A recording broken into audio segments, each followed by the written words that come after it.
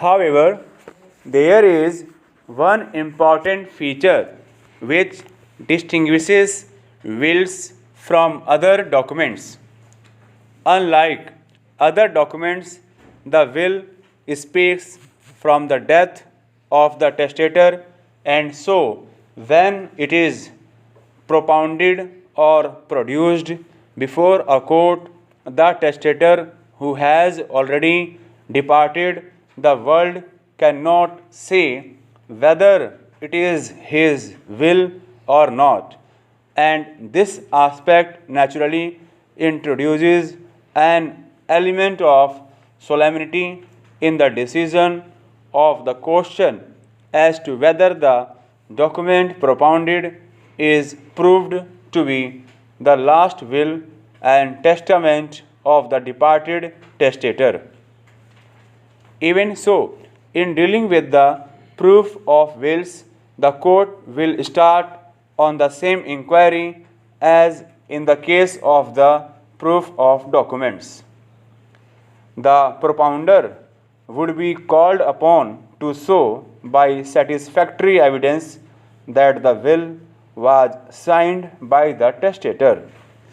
that the testator at the relevant time was in a sound and disposing state of mind, that he understood the nature and effect of the dispositions and put his signature to the document of his own free will. Ordinarily, when the evidence adduced in support of the will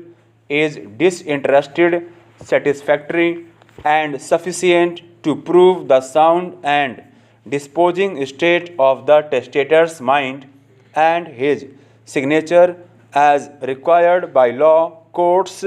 would be justified in making a finding in favor of the propounder. Para. In other words, the onus on the propounder can be taken to be discharged on proof of the essential facts just indicated. There may, however, be cases in which the execution of the will may be surrounded by suspicious circumstances.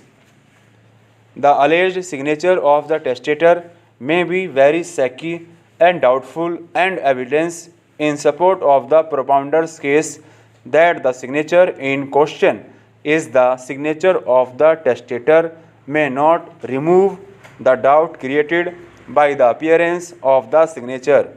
The condition of the testator's mind may appear to be very feeble and debilitated,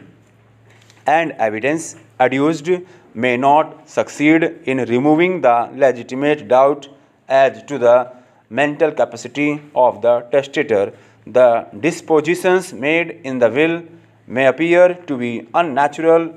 improbable, or unfair in the light of irrelevant circumstances, or the will may otherwise indicate that the said dispositions may not be the result of the testator's free will and mind. In such cases,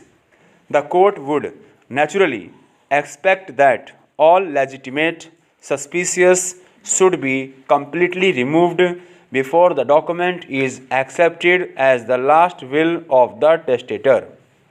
The presence of such suspicious circumstances naturally tends to make the initial onus very heavy, and unless it is satisfactorily discharged, courts would be reluctant to treat the document as the last will of the testator. It is true that if a caveat is